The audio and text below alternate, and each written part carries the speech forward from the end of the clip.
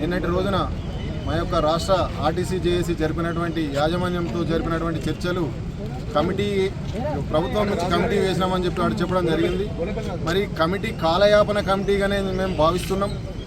అది ఈ సమ్మె ఇప్పటికిప్పుడు రాత్రికి రాత్రి పుట్టిన సమ్మె కాదు. గత సంవత్సర కాలం నుంచి మేము రకరకాల నిరసన తెలుపుతూ రకరకాలుగా విన్నపాలు చేస్తూ మినిస్టర్లందరినీ కూడా కలవడం జరిగింది. సీఎం గారి అపాయింట్మెంట్ అడిగితే కూడా దొరకలేదు మా రాష్ట్ర నాయకులు. మరి అప్పటి నుంచి కూడా గత సంవత్సరం కూడా మరి ఏదైతే ఉందో ఇండియా పాకిస్తాన్ యుద్ధం వలన మీరు వాయిదా వేసుకోండి, హామీలు నెరవేరుస్తామని చెప్పి వారు చెప్పడం జరిగింది.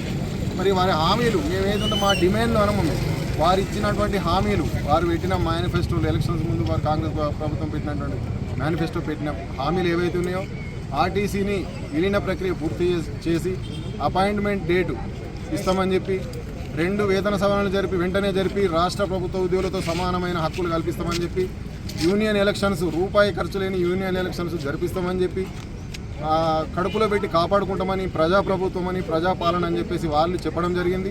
మరి వారికి మేము కట్టుబడి ఉండి మరి మొదటి స్కీమ్ వారు ఇచ్చినట్టు హామీలో భాగంగా మహాలక్ష్మి స్కీమ్ పెడితే 48 గంటలలో పెట్టి దాన్ని దిగ్విజయంగా అమలు చేసిన ఘనత మా ఆర్టీసీ కార్మికులకి దక్కింది.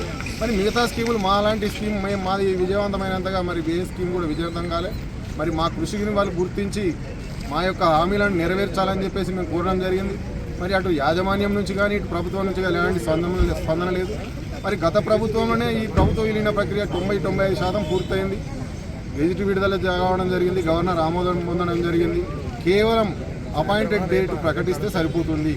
కానీ దీని యాజమాన్యం కానీ ప్రభుత్వం కానీ కమిటీ అని చెప్పేసి మళ్ళీ కాలయాపన 30 నెలలు గడిచినా మళ్ళీ కాలయాపనకు ప్రయత్నిస్తున్నారు. మరి ఇలాంటి చర్యలు మానుకొని మా రాష్ట్ర నాయకత్వాన్ని చర్చలకు పిలిచి మా యొక్క సమస్యలు పరిష్కరిస్తారని చెప్పి మేము ఆశిస్తున్నాం.